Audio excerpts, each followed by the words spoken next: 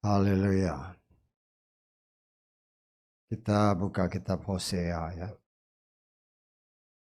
Kita akan baca 2 ayat, Hosea pasal 6 ayat 1 dan 2. Hosea pasal 6 ayat 1 2. Kita akan baca semua ayat ini bersama.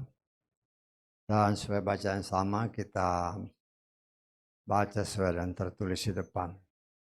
Kita baca bersama 3, 4. Marilah dan biarlah kita berbalik kepada Yahweh. Sebab dia telah mencabik, tetapi dia akan menyembuhkan kita. Dia telah menghantam, tetapi dia akan membabat kita. Dia akan menghidupkan kita setelah 2 hari. Pada hari yang ketiga, dia akan membangkitkan kita. Dan kita akan hidup di hadapannya.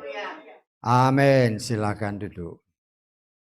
Puji Bapa Yahweh, kita mengucap syukur. Oleh kemurahan Tuhan yang sangat luar biasa, hari lepas hari kita terus diingatkan oleh Tuhan. Sebagaimana yang tertulis dalam kitab Hosea ini, seorang nabi yang dipakai Tuhan pada zamannya untuk mengingatkan bangsa Israel ya. Karena kita tahu bahwa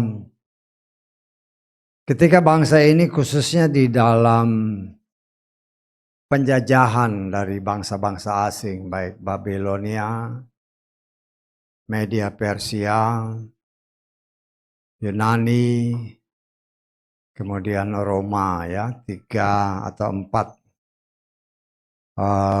kerajaan-kerajaan besar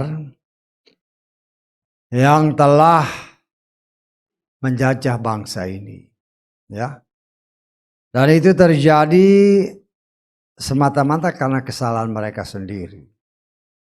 Kita tahu bahwa pertama kali Tuhan mengangkat raja-raja, artinya di situ kita sudah belajar bahwa bangsa ini menolak ya bahwa Yahweh sebagai rajanya.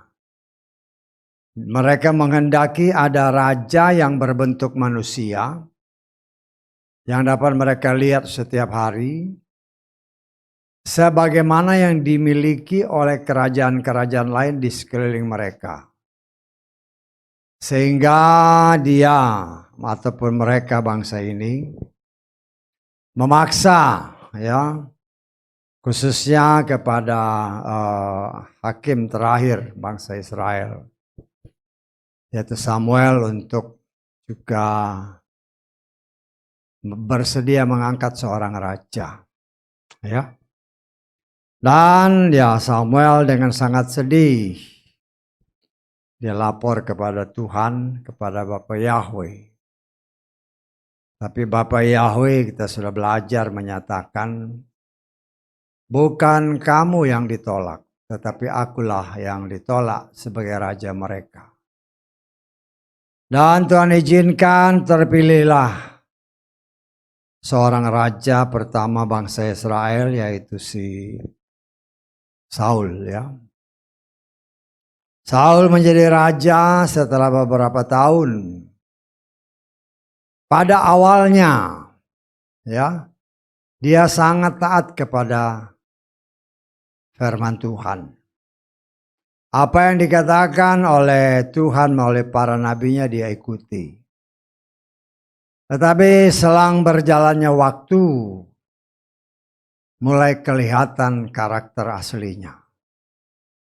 Ketika Tuhan mengizinkan tantangan dan pencobaan mulai terjadi, mulai terlihat keegoisannya, mulai terlihat keakuannya, mulai terlihat bahwa bagi dia, karena dia sebagai seorang raja, dia merasa berhak untuk mengambil alih jabatan iman untuk mengorbankan korban sebelum bangsa ini berperang atau maju berperang melawan musuh-musuhnya. Dan ini adalah suatu pelanggaran yang berat bagi di hadapan Tuhan. Dan kemudian berlanjut lagi, ya. Akhirnya si Saul ini juga ketika dia merasa karena kesalahannya roh Tuhan meninggalkan dia. Akhirnya dia mulai mencari roh-roh yang lain. Ya. Dia mulai cari peramal-peramal. Kita lihat di sini orang pilihan. Ketika mereka mulai menjauh dari Tuhan. Sebagaimana tertulis, seringkali bukan menjadi lebih baik, tetapi menjadi lebih buruk sehingga akhirnya dibinasakan Tuhan dengan cara Tuhan. Ya. Dan kita melihat oleh kasih kemurahan Tuhan, raja yang kedua Daud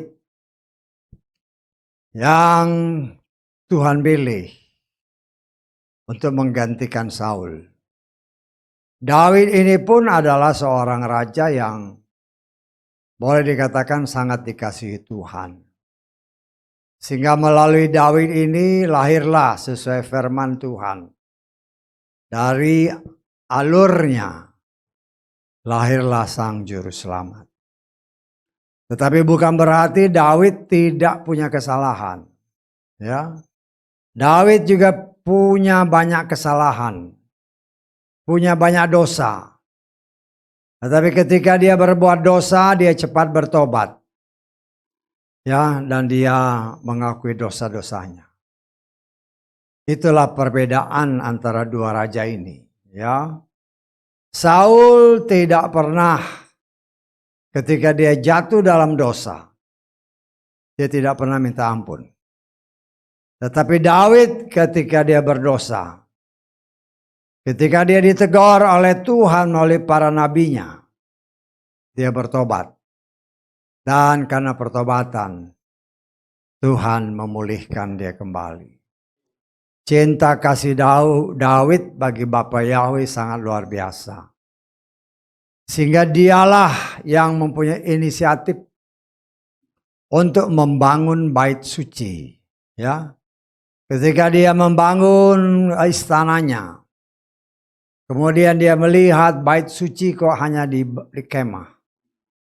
Sehingga timbul keinginannya untuk membangun bait yang baik, bukan di bawah tenda, di mana tabut dan segala perlengkapannya ditaruh. Nah, kita melihat rencana ini sangat indah bagi seorang nabi, ya. Sehingga nabi, kalau saya nggak salah namanya Nabi Nathan, langsung itu rencana yang bagus. Bikinlah. Tetapi ketika Nathan pulang, Tuhan berfirman kepada Nathan, Daud tidak boleh membangun bait suci karena dia telah menumpahkan banyak darah. Dia memang seorang prajurit yang membunuh banyak orang, ya. Dan kita melihat di sini dan kita harus mengerti, Daud melakukan pembunuhan hampir seluruhnya itu karena perintah Tuhan. Membinasakan semua lawan-lawan yang menyembah berhala. Walaupun suatu ketika dia terpeleset, terpancing dengan keinginan daging, maka ya dia tega untuk membunuh salah seorang perwiranya yang kebetulan mempunyai istri yang cantik.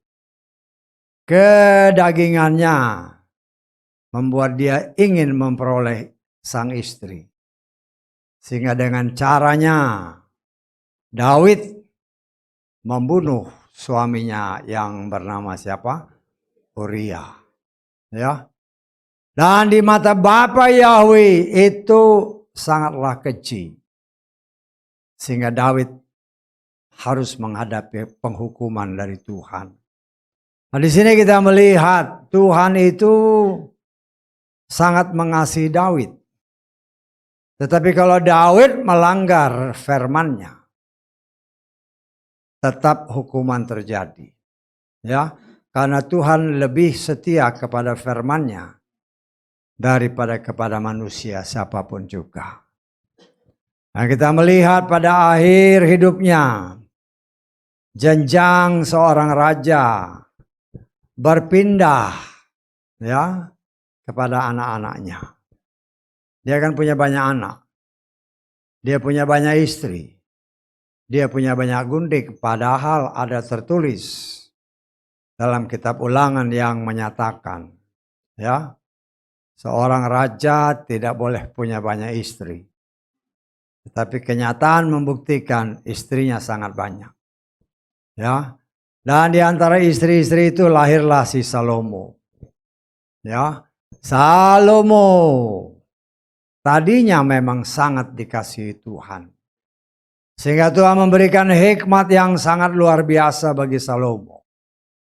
Sehingga dikatakan oleh firman Tuhan, tidak ada orang yang seperti dia sebelum dan sesudah dia. Dengan hikmatnya yang sangat luar biasa. Tetapi kita melihat ya, orang yang sudah dipakai dengan sangat luar biasa. Bahkan ketika dia membangun bait suci dan mau mentabiskan bait suci, dia mempersembahkan korban. Korban dipersiapkan dan api turun dari sorga. Orang yang sudah melihat begitu banyak mujizat, yang merasakan kasih Bapa Yahweh yang luar biasa. Tetapi kitab suci kita tidak pernah menutup-nutupi segala sesuatu yang busuk yang tidak dikehendaki Tuhan. Dimunculkan sebagai pengajaran bagi kita. Bahwa bagi Tuhan, kalau seseorang melanggar firman-Nya, maka penghukuman pun terjadi. Karena Salomo dengan istrinya yang begitu banyak, firman Tuhan katakan, 700 orang istri, 300 gundik-gundik. Yang tercatat, yang enggak tercatat, yang enggak tahu. Ya, kita melihat firman Tuhan jelas mengatakan, orang yang tadinya taat dan setia karena pengaruh lingkungan, membuat dia berubah. Sehingga penghukuman Tuhan pun turun.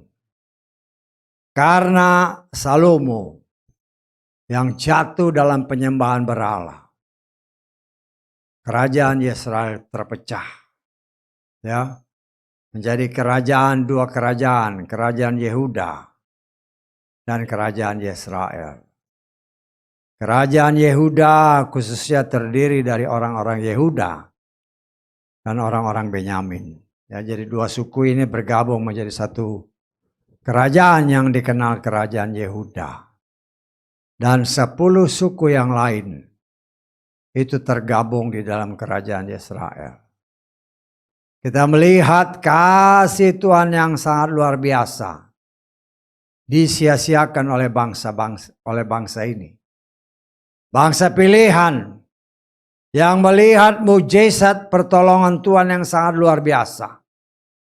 Tetapi kita melihat lingkungan membuat mereka jatuh dalam dosa. Sehingga mereka mulai melupakan Tuhannya yang sangat mengasihi mereka.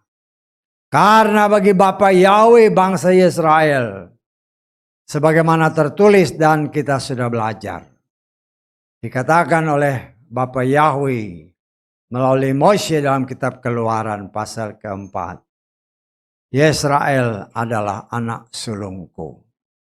Tuhan setia sama firman-Nya.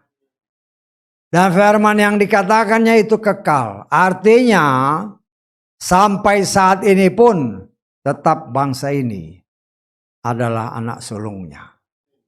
Tetapi kita melihat akibat dosa ya yang mereka lakukan karena mereka menyembah kepada berhala.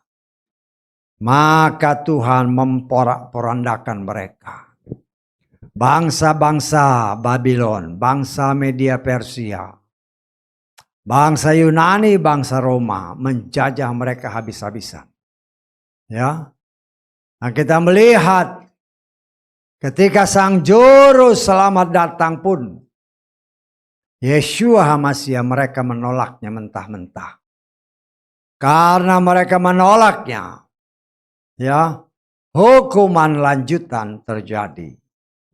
Bangsa ini, ya, dicerai-beraikan oleh Tuhan ke seluruh pelosok muka bumi. Ya, sehingga kita melihat di sini, saudaraku yang dikasihi oleh Bapa Yahweh, Tuhan tetap mengasihi anak-anaknya. Karena walaupun dari sekian banyak orang Israel yang sudah menyembah berhala, masih ada beberapa orang yang tetap setia kepada Bapa Yahweh sampai detik ini. Mereka tidak melupakan Tuhannya. Mereka tidak pernah melupakan Torahnya. Ya, dan kita percaya itu tetap berlaku sampai saat ini. Sehingga walaupun bangsa ini terpencar kemana-mana, ya, sesuai dengan firman-Nya, karena melawan Tuhan, Yahweh Tuhan yang hidup, mereka berontak terhadap Dia. Dan itu Tuhan izinkan terjadi. Ya. Dan kita melihat di sini, saudaraku yang dikasihi oleh Bapa Yahweh, ya, segala sesuatu seperti yang senantiasa diingatkan. Bapa Yahweh adalah sutradaranya yang agung. Dia sudah mengatur sedemikian rupa sampai detail-detailnya. Kapan bangsa ini akan dihancur leburkan, dipecah kemana-mana, dan kapan bangsa ini akan dikumpulkan kembali dengan caranya. Ya, karena Dia sendiri berjanji, aku akan mengumpulkan engkau kembali sesuai waktunya. Karena apa? Karena Dia adalah anak sulungnya. Tuhan tidak pernah lupa akan firman-Nya. Dan kita melihat sampai sekarang bangsa ini, ya, masih banyak yang tidak percaya kepada Bapa Yahweh. Bahkan ateis, ya, tidak percaya kepada, hanya percaya kepada kemampuan diri sendiri. Dan memang dalam kenyataan bangsa ini mempunyai kelebihan di antara bangsa-bangsa lain. Perasaan penyelidikan yang dilakukan oleh para ahli. Bangsa ini rata-rata mempunyai IQ yang lebih tinggi di atas rata-rata orang lain. Sehingga jangan heran dari bangsa ini muncullah hasil-hasil yang dipakai oleh banyak orang di seluruh muka bumi. Sehingga apa yang dikatakan Tuhan, bahwa bangsa ini menjadi berkat bagi banyak orang, secara tidak langsung mereka tidak menyadari, tetapi apa yang Tuhan firmankan itu terjadi melalui anak sulung dari Bapa Yahweh, yaitu bangsa Israel. Dan saudaraku yang dikasihi oleh Bapa ya, kita percaya waktu sudah semakin dekat. Dan kita sudah belajar bagaimana Tuhan mulai dari hari pertama, kedua, ketiga, keempat, kelima, keenam. Hari ketujuh, hari istirahat. Ya, hari keenam manusia diciptakan. Tetapi karena manusia berdosa dan tidak melakukan apa yang Tuhan perintahkan untuk segera beranak cucu, sehingga dunia ini dipenuhi dengan manusia-manusia Tuhan. Tetapi mereka seolah-olah lupa sehingga tidak melakukannya. Sehingga Tuhan izinkan setan masuk dan mencobai mereka. Dan mereka langsung jatuh. Tetapi Tuhan katakan, ya, pada hari ketujuh adalah hari sabatnya Tuhan. Ya, dan manusia jatuh sebagaimana apa yang telah kita tafsirkan. Ya, kita sudah belajar tentang Paskah, di mana domba Paskah Ya, domba Paskah itu harus disiapkan pada hari ke-10. Dan itu ingat mempersembahkan korban Paskah berarti ada dosa. Dan itulah gambaran yang Tuhan mau kasih lihat kepada dunia. Bahwa di situlah terselip satu rahasia.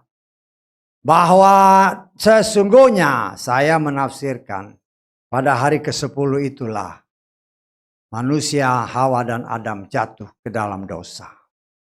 Ya, jadi hari ke-7 hari Sabatnya Bapa Yahweh. Hari ke-10 terjatuhlah manusia karena pelanggaran tidak melakukan apa yang Tuhan perintahkan.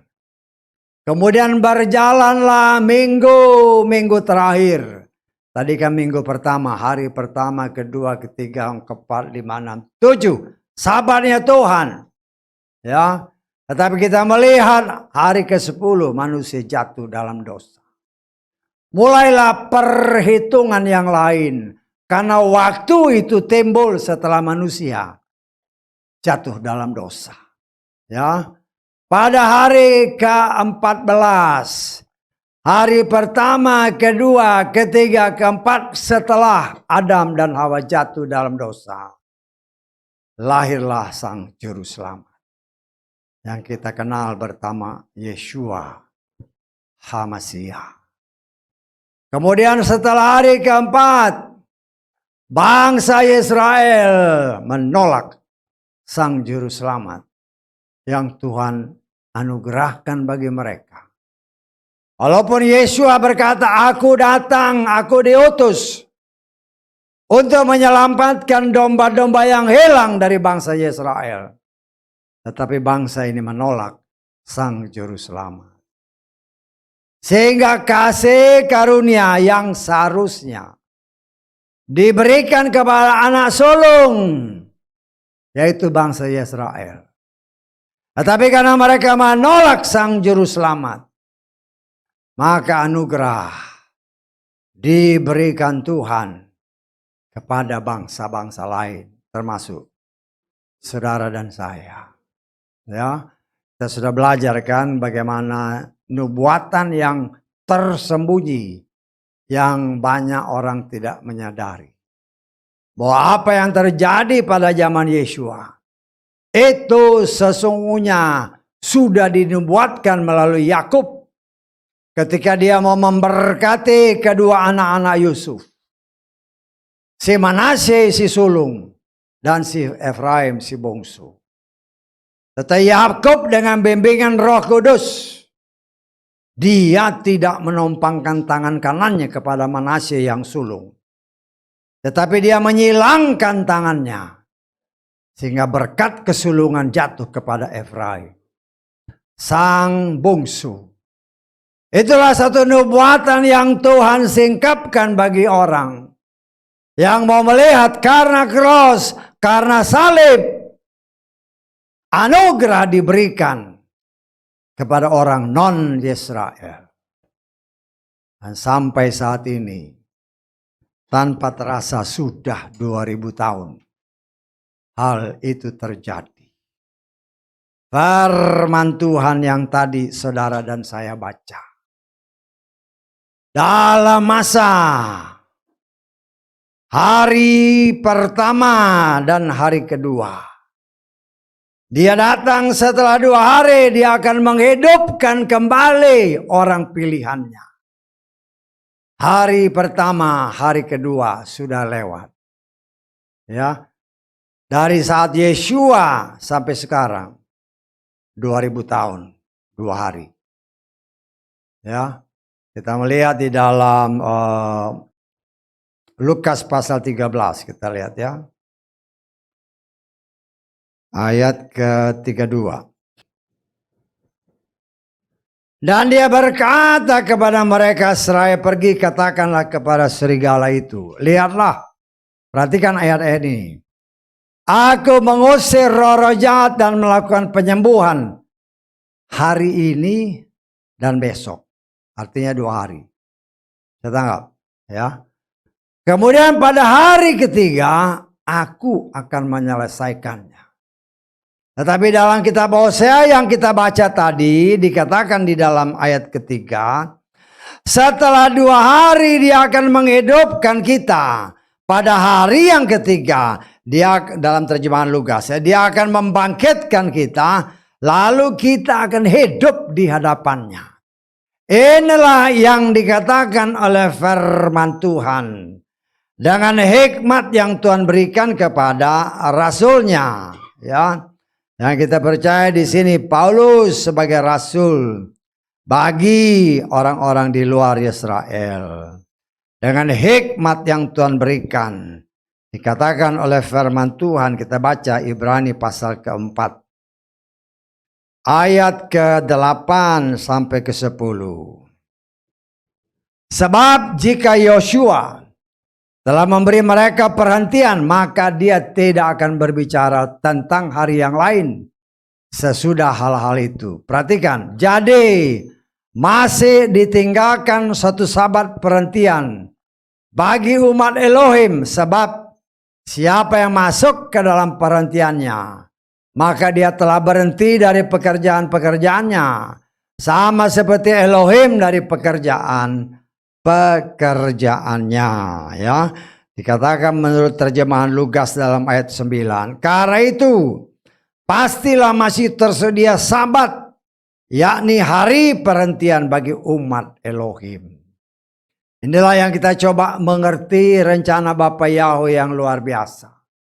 Hari penciptaan dari hari pertama sampai ke-6, hari pemulihan kembali. Tetapi hari ke-7 hari istirahatnya Elohim.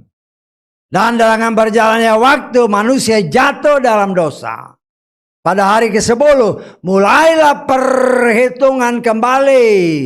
Di mana ketika manusia jatuh dalam dosa. Hari pertama, hari kedua, hari ketiga, hari keempat. Lahirlah sang juru selamat. Tetapi sang juru selamat ditolak oleh anak sulung Bapa Yahweh, yaitu bangsa Israel. Sehingga masa anugerah diberikan kepada kita non-Israel. Tetapi tanpa kita menyadari, hari ke-5, hari ke-6 sudah lewat.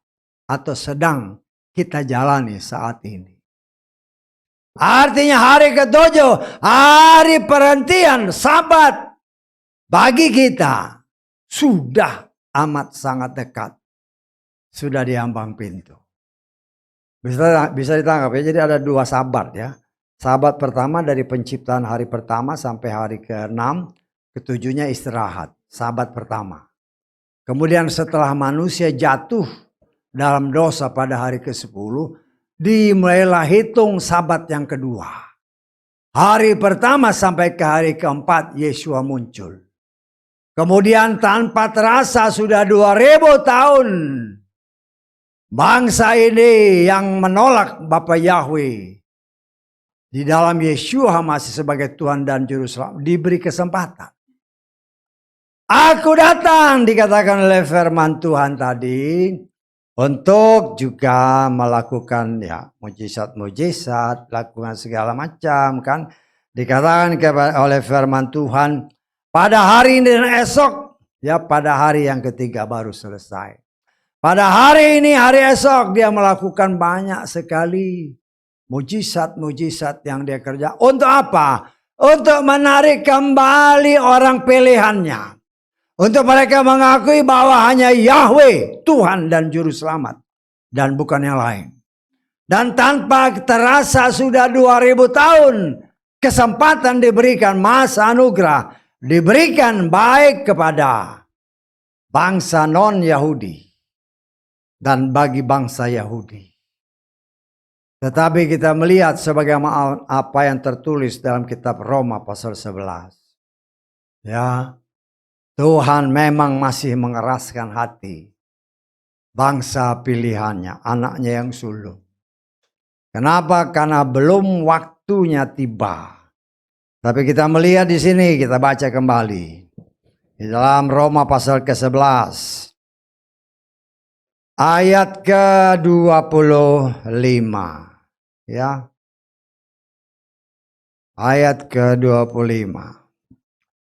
Sebab aku tidak ingin kamu tidak mengetahui rahasia ini, saudara-saudara, supaya kamu jangan menganggap bijaksana terhadap dirimu sendiri bahwa kekerasan hati dari sebagian Israel telah terjadi sampai pada penggenapan bangsa-bangsa lain tiba.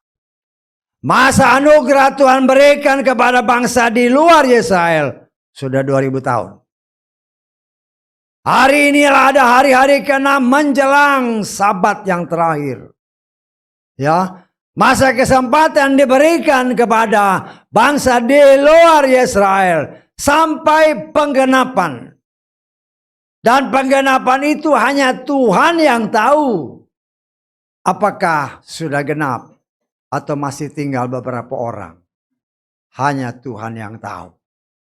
Karena itu dengan caranya yang luar biasa. Untuk menggenapkan apa yang dia firmankan. Tuhan punya berbagai macam cara. Agar semua itu sungguh-sungguh dapat terjadi. Sebagaimana apa yang dikatakan oleh Yeshua. Dalam kitab Matius pasal ke-24. Ayat ke-14 dikatakan oleh firman Tuhan. Injil kerajaan ini akan diberitakan ke seluruh dunia sebagai kesaksian bagi semua bangsa dan kemudian akan datang kesudahannya. Nah, kita percaya dengan kecanggihan teknologi sekarang, cara Tuhan yang luar biasa, maka saya mengimani bahwa ini sudah digenapi sehingga semua orang di seluruh muka bumi dengan teknologi yang ada. Mereka bisa kalau mau. Bukan saja mendengar berita Injil. Tetapi bisa menerima dan mengakui Yahweh di dalam Adonai Yeshua Mashiach. Sebagai Tuhan dan Juru Selamatnya. Tetapi Tuhan tidak pernah memaksa. Walaupun orang itu mungkin ada di ujung dunia, di tempat yang sangat terpencil. Ya, kalau Tuhan mau, Tuhan punya cara untuk menemukan biji matanya. Dan itu terbukti kan. Terbukti katakanlah di Indonesia ini. Ya, ada anak Tuhan yang memang keturunan dari sana. Dengan cara Tuhan. Walaupun dia ada di pulau yang sangat terpencil, yang tidak ada di peta.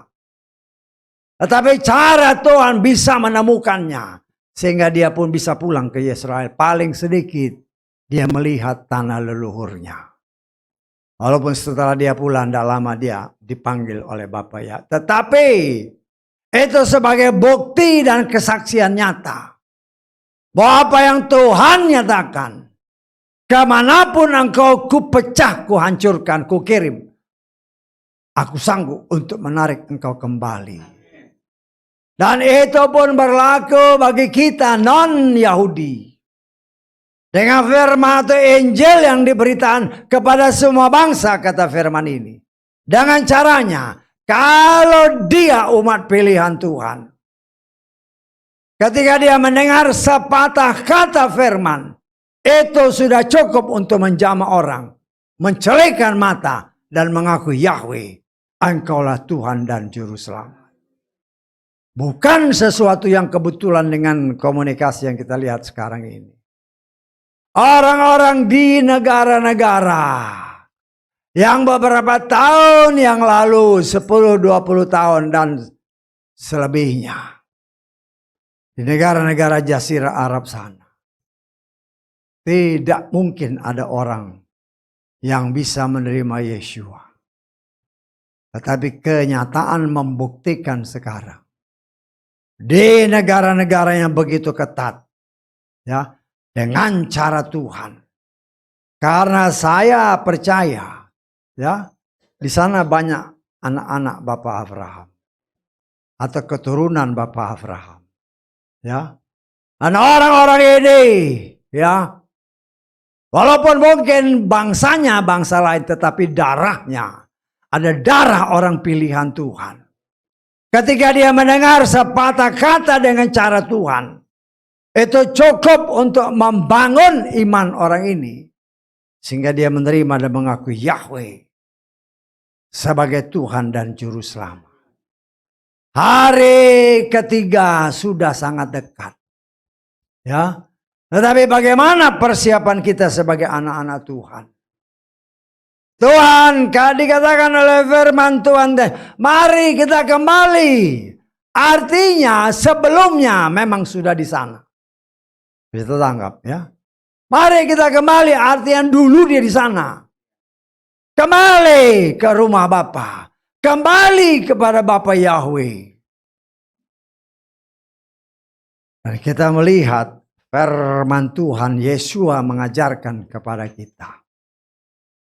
Seorang anak yang hilang, bapaknya tidak akan cari. Ya. Karena bapaknya yakin seorang anak, dia sudah tahu jalan. Tetapi kalau domba yang hilang, domba itu nggak ngerti. Domba akan dicari oleh Tuhan. Ya. Nah, kita belajar dari situ. Tuhan itu setia sama firman-Nya. Dan kita melihat dan kita menyaksikan orang yang tadinya percaya kepada Bapa Yahweh, percaya kepada Yesua. Tetapi sebagaimana Salomo yang tadi diceritakan, pengaruh lingkungan, karena tidak mau mendasari hidup dengan pengetahuan yang penuh dan benar, goyang. Goyang akhirnya meninggalkan nama yang kudus, nama Sang Juru Selamat, dengan berdalih kan sama aja. Tetapi di tempat ini Tuhan tunjukkan melalui Paulus yang menyatakan, ya, kenapa kamu panggil Yesua yang lain? Dan saya percaya yang dimaksudkan Yesua yang lain adalah nama yang jelas-jelas diberikan, ditambahkan oleh Pontius Pilatus. Selain nama dalam bahasa Ibrani, juga nama dari bahasa-bahasa lain, baik bahasa Latin maupun bahasa Yunani. Ya, sedangkan nama tidak boleh berubah. Tetapi kenyataan membuktikan, sehingga timbullah perkataan itu dari si Paulus, sebagaimana tertulis dalam 2 Korintus pasal ke-11. Kita lihat kembali ya. 2 Korintus pasal ke-11 ayat ke berapa itu?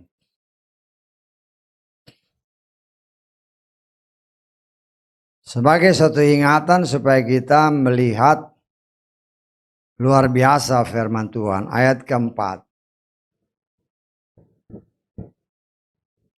Sesungguhnya, kalaupun ada yang datang memberitakan Yesua yang lain, yang tidak pernah kami beritakan, atau kamu menyambut roh yang berbeda, yang tidak pernah kamu sambut, atau Injil yang berbeda, yang tidak pernah kamu terima, kamu terus bertahan dengan baik. Ya, dalam terjemahan di Lukas, sebab sesungguhnya jika ada orang yang datang memberitakan Yesua yang lain yang tidak pernah kami beritakan, atau roh yang lain yang tidak pernah kamu terima, atau Injil yang lain yang tidak pernah kamu terima, maka tanggunglah itu dengan baik.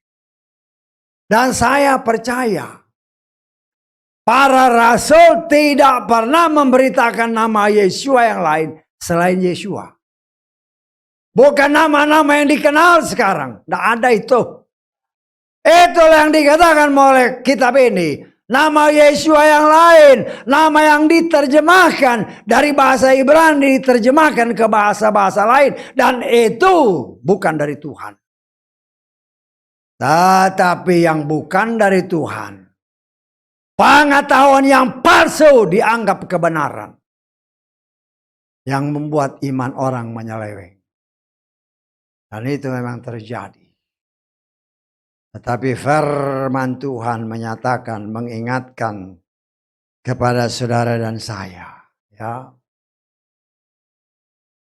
supaya membiarkan Tuhan. Mungkin ketika kita mendengar, rasanya hati panas. Kan sama aja, tidak sama. Tidak bisa sama. Nama itu tidak bisa diterjemahkan ke dalam bahasa lain, tidak bisa. Sedangkan Tuhan setia kepada firman-Nya. Kalau Dia mengutus malaikatnya kepada Maria dan si Yusuf, pasti nggak pakai bahasa yang lain selain bahasa Ibrani. Dan nama itulah yang diberikan. Karena itu Paulus mengingatkan. Ada orang yang datang dengan nama Yeshua yang lain. Kok begitu mudahnya orang yang tadinya percaya berpegang teguh kepada nama yang benar. Begitu ada nama yang lain, langsung berubah. Tetapi kita tidak perlu heran. Ada tertulis. Kalau namanya benih pilihan, dia tidak akan pernah bisa tergoyahkan. Kalau dia emas yang murni, walaupun dipendam di dalam lumpur, dicabut tetap emas murni. Tetapi kalau dia adalah emas sepuhan, memang kelihatan lebih indah. Tetapi begitu ditanam di dalam tanah, beberapa hari kau cabut dia, warnanya sudah berubah. Kelihatan aslinya. Karena itu saudaraku yang dikasih oleh Bapa Yahweh. Selama 2 hari, ya, dia setelah 2 hari dia akan membuat manusia sadar. Ya. Karena itu bukan berbicara saja kita yang hidup pada hari yang kedua itu. Tapi mereka yang hidup pada hari pertama. Sejak Yeshua ditolak oleh bangsa Israel. 2000 tahun masa anugerah diberikan kepada orang pilihan. Tetapi orang pilihan lebih senang dengan nama yang diberitakan. Bukan yang dari sorga. Tapi apa yang dikatakan yang populer. Yang sudah diberitakan kemana-mana. Tanpa mau menyelidiki firman. Karena itu dikatakan oleh firman Tuhan. Hati-hati dengan apa yang kau dengar. Hati-hati selidiki dengan teliti. Karena hamasya palsu memang dimunculkan. Untuk menguji mana yang emas murni. Mana yang emas sepuhan. Karena itu saudaraku yang dikasih oleh Bapa Yahweh. Ya, kita tidak usah heran. Kalau di antara kalangan keluarga kita pun sulit menerima nama yang dari sorga. Ya, tetapi kalau kita meneliti firman Tuhan dengan benar. Meneliti dengan sungguh-sungguh. Nuh itu punya banyak saudara. Saudara sekandung, 1 bapak, 1 ibu. Tetapi hanya Nuh yang dipilih Tuhan. Ya, hanya Nuh yang dipilih. Ya. Kita melihat di sini, ya. Kita juga jangan heran. Tapi juga jangan kita menyombongkan diri. Oh, saya pilihan. Ya. Ngomong mulut pilihan, tetapi kelakuan tidak sesuai dengan apa yang kau katakan. Ya. Nah, kita harus hati-hati. Masa ini adalah masa kita sedang diproses oleh Tuhan. Seperti yang dikatakan kemarin, kita ini biji gandum pilihan Tuhan. Untuk membuat roti ditumbuk halus. Setelah ditumbuk, disaring. Kalau masih ada yang belum halus, ditumbuk lagi sampai halus. Supaya benar-benar semua menjadi tepung yang halus dan siap dibentuk. Menjadi roti bagi hormat kemuliaan Tuhan. Ya, kita sedang dalam proses. Sehingga ketika diproses, proses itu kan bukan saja ditumbuk tetapi juga dibakar. Bagi daging sangat sakit. Bagi daging kalau nggak percaya kau tumbuk tanganmu dengan palu. Terus kau bakar pakai api. Sakit nggak? Sakit. Daging kita sakit bahkan menangis. Tapi itulah cara Tuhan. Karena kita sudah ditutup dengan gumpalan-gumpalan tanah. Yang berasal dari sejak sudah puluhan tahun. Sehingga tanah-tanah ini menjadi batu. Tetapi karena Tuhan tahu di dalam batu ini ada emas pilihan. Makanya dia hancurkan batu-batu itu. Dengan palu godam. Sampai muncullah emas yang murni. Tapi emas itu masih ditempel lagi dengan lumpur. Diseram, dibersihkan. Dibakar sampai habis. Keluar kotoran-kotoran.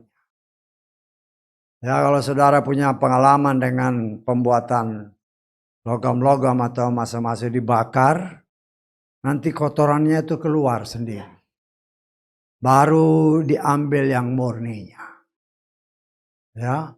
Ya memang itulah bagian dari proses pemurnian untuk benda-benda logam seperti itu.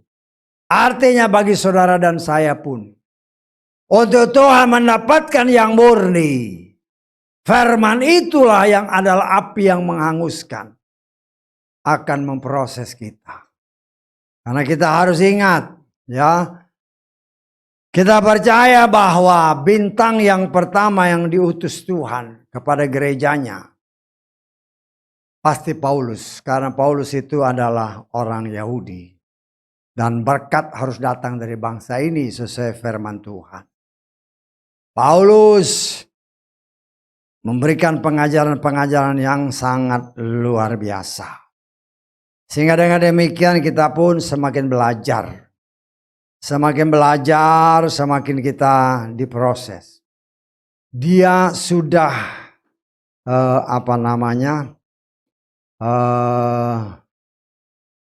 meletakkan fondasinya. Yaitu kebenaran firman. Batu karang yang teguh yaitu Yeshua HaMashiach. Sebagai landasan hidup saudara dan saya. Dan kemudian kita melihat. Saudaraku yang dikasih oleh Bapa Yahweh. Ya, kita sebagai anak-anak Tuhan. Bagaimana kita membangun di atasnya. Ya. Bagaimana kita membangun di atasnya. Firman Tuhan menyatakan. Ada orang yang membangunnya. Ya, kita lihat aja di dalam 2 Timotius pasal 2 ayat ke-20. 2 Timotius 2 ayat 20. Di dalam rumah yang besar tidak hanya terdapat bejana emas, perak, tetapi juga kayu dan tanah liat dan beberapa memang sebagai yang berharga. Tetapi beberapa tidak berharga. Oleh karena itu apabila seorang membersihkan dirinya sendiri dalam hal ini, dia akan menjadi sebuah bejana yang berharga karena disucikan dan berguna bagi majikannya untuk setiap pekerjaan yang baik yang telah dipersiapkan. Dan firman Tuhan menyatakan ya, semua kita yang membangun di atas fondasi yang sudah disiapkan nanti akan diuji dengan api. Kalau engkau bangun di atasnya dengan batu, dengan ya benda-benda yang keras, ya, ketika dibakar, diuji dengan api, dibakar dengan firman, akan terlihat kualitasnya. Kalau kau bangun dengan jerami, dengan kayu, akan habis terbakar. Dan itulah yang diberikan contoh oleh Sang Paulus. Karena itu kita harus mempersiapkan diri kita. Kita memang sudah dipersiapkan fondasi iman. Yang sungguh-sungguh murni, yaitu Yeshua Mashiach. Sekarang bagaimana kita membangunnya? Sahabat yang kedua sudah semakin dekat. Karena dikatakan oleh firman Tuhan, 1 hari buat Tuhan adalah 1000 tahun buat kita. Sahabat yang terakhir, sesuai dengan apa yang dijanjikan Tuhan, kita akan memerintah bersama dengan Dia. 1000 tahun lamanya. Dan ini sudah menjelang sahabat yang kedua. Sahabat yang kedua. Ya, setelah ini ya kekal, nggak ada lagi hitungan waktu. Pertama kan kekal, tidak ada waktu. Nggak ada waktu. Hari pertama, kedua memang tafsiran-tafsiran 1000. Tapi waktunya bagi manusia tidak ada. Ya, tidak dihitung umurnya si Adam berapa. Hanya setelah dia jatuh dalam dosa baru dihitung umurnya 930 tahun. Tetapi itu bukan umur sebenarnya. Orang bisa berbantah, nggak bisa dibantah karena dia diciptakan pada hari ke-6. Kalau dia jatuh pada hari ke-10, satu hari 1000 tahun, berarti umurnya lebih dari 5000 tahun. Dan di sini kita melihat, ya, ada waktunya bagi saudara dan saya yang setia, yang mau membiarkan diri kita. Ketika kita sesuai firman Tuhan yang kita baca, ketika kita dicabik-cabik, dihajar oleh firman Tuhan, jangan pernah lari dari dia. Banyak orang kan ketika ditegur, wah, dia tercabik hatinya, berdarah-darah, lari. Ya lari dari hadirat Tuhan ya, bukannya makin baik, makin rusak. Makin rusak. Dan itu memang karakter manusia akhir zaman. Karena sombong. Ya, karena sombong tidak mau menerima kebenaran firman, karena merasa tersinggung, kemudian pergi. Ya, tetapi bagi kita sebagai anak-anak Tuhan, saya sebagai pelayan Tuhan, kita harus berani menyatakan A ya A, B ya B. Kalau nggak bisa terima, silakan. Silakan, karena apa? Karena nanti ketika kita semua akan menghadapi Tuhan, kita akan ditanya, apa yang kau bikin? Apa yang kau beritakan? Apakah engkau melakukan apa yang ku kehendaki, atau engkau memberitakan apa yang enak di telinga manusia? Nah, kita kan mau selamat, saudara mau selamat, saya mau selamat. Saya harus memberitakan apa yang benar, jangan tambah dan jangan kurangi. Saudara dan saya pun berkewajiban melakukan firman Tuhan, jangan tambah, jangan kurang. Di dalam kita melakukan firman Tuhan, memegang teguh firman itu, kita pegang api itu panas, tetapi kita harus pegang itu firman. Artinya di dalam kita mengikuti Tuhan, kita secara daging memang akan menderita. Tetapi percayalah, apabila kita tetap setia, mungkin ketika kita mengikuti firman, kita babak belur. Jangan lari, biarkan Tuhan yang membalut kita. Biarkan Tuhan yang membersihkan kita. Biarkan Tuhan yang merawat kita. Dia Bapak kita yang asli. Memang dia mencabuk kita, tetapi habis itu dia membalut luka kita. Tetapi kalau kau lari, ya sudah, selesai. Ya, Bapak yang secara daging aja bisa mengelabrak anak-anaknya. Tapi setelah dia labrak, bapaknya menyesal, pasti dia pulihkan kembali apa yang pernah dia lakukan untuk anak-anaknya. Karena itu saudaraku yang dikasihi oleh Bapak Yahweh, bagaimana persiapan kita? Tuhan setia kepada firman-Nya. Dia berdasarkan apa yang diterjemahkan di dalam kitab Lukas ini. Dia yang menghidupkan kita. Kenapa dia menghidupkan? Karena di dalam pandangan Tuhan, orang yang berdosa adalah mati. Kita yang berdosa dihapus dosanya, dipulihkan, artinya kita dihidupkan dari kematian. Ya, setelah kita hidup, dikatakan oleh Tuhan, kita dipersiapkan untuk bersama-sama dengan Dia 1000 tahun lamanya. Tuhan setia kepada firman-Nya, kepada janjinya. Tetapi bagaimana respon kita? Kita kan jangan nanti udah mati di sono menderita juga, mau ngapain? Ya biar kita mungkin secara daging di tengah dunia ini. Ya seperti kesaksian-kesaksian, banyak orang yang mengejek, banyak orang yang menyakiti, tetapi kita tetap bertahan. Ya, jangan sampai kita balas jahat dengan jahat. Tapi balas kejahatan dengan kebaikan. Memang beda, ada perbedaan antara orang yang percaya kepada Bapa Yahweh dengan orang-orang dunia. Itulah kehendak Tuhan bagi saudara dan saya. Karena itu kita yang sudah dihidupkan kembali karena iman kepada Yeshua Masiah. Dia memproses kita dan mempersiapkan kita untuk ada bersama dengan Dia pada sabat yang terakhir. Ya, 1000 tahun lamanya bersama Dia. Kemudian, ya, baru dunia ini dihancurkan. Musnah, tidak lagi didapati.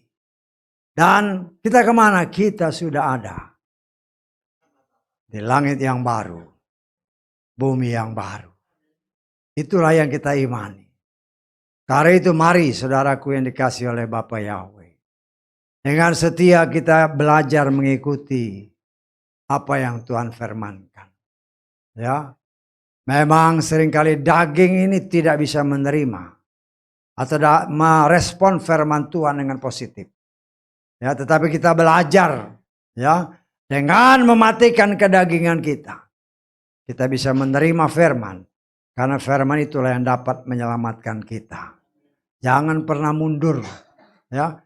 Jangan pernah sampai sia-sia. Karena kenyataan kan membuktikan. Banyak orang yang sudah percaya kepada Bapa Yahweh. Akhirnya mundur. Ya. Kenapa? Karena terlalu banyak orang-orang yang mengelilingi mereka. Yang membuat iman mereka goyah. Sehingga mereka tidak bisa bertahan. Kenapa? Karena tidak mau melandaskan dirinya kepada batu karang yang teguh, yaitu Yeshua. Ya, maka mulai jauh nggak mau ibadah lagi. Loh, siapa yang rugi gitu loh? Apakah Tuhan rugi? Tuhan nggak rugi. Tuhan nggak rugi. Oh, siapa? Yohanes Pembaptis mengatakan, ya. Dari batu-batu ini Tuhan sih bisa menciptakan manusia. Ya, jadi jangan kita merasa sombong. Ya nggak mau ibadah. Ya nggak masalah, nggak mau ibadah juga. Tetapi ingat, ada tertulis beribadahlah kepada Yahweh dengan hormat dan takut. Kalau engkau nggak mau ibadah, ya sudah. Ya, kita melihat saudaraku yang dikasih oleh Bapa Yahweh. Ya, di kalangan keluarga kita, ya mereka beribadah. Tetapi sayangnya nama Yeshua yang lain yang tidak pernah kami beritakan. Berdasarkan Lukas ya, kan dikatakan. Yang tidak pernah kami beritakan. Artinya semua rasul pasti pakai Yeshua. Tetapi Paulus menyatakan Yeshua yang lain yang tidak pernah kami beritakan. Dan itulah yang terjadi dan yang umum dipakai oleh manusia. Walaupun saya percaya lambat laun atau pasti nama itu akan dipulihkan kalau mereka orang pilihan yang sungguh-sungguh. Karena itu jangan sampai saudara terpengaruh dengan berbagai macam cobaan-cobaan yang Tuhan izinkan. Ya mungkin kita beribadah, ya mungkin kadang beribadah di tengah keluarga kan. Ayo nyanyi rohani. Wah. Karena dari tempat lain pakai A, nyanyi juga A. Orang menyelam pakai Y juga. Ya sama aja. Lah di situlah kita harus lihat. Ketika A nama muncul, aku bilang Yahweh. Ketika Y muncul, aku bilang Yeshua. Biar orang lain dengar. Kok beda? Memang beda. Tidak sama. Tetapi yang tidak sama itulah yang menyelamatkan kita. Karena itu kita jangan sampai kita bergeser dari iman yang sudah Tuhan siapkan bagi saudara dan saya. Supaya jangan ibadah kita menjadi sia-sia. Ketaatan kepada firman yang benar. Kepada pengetahuan yang benar. Kepada pengenalan Tuhan yang benar. Akan menjamin saudara dan saya mendapatkan apa yang Tuhan katakan. Engkau akan hidup bersama aku sampai selamanya. Haleluya. Amin. Mari kita bangkit berdiri.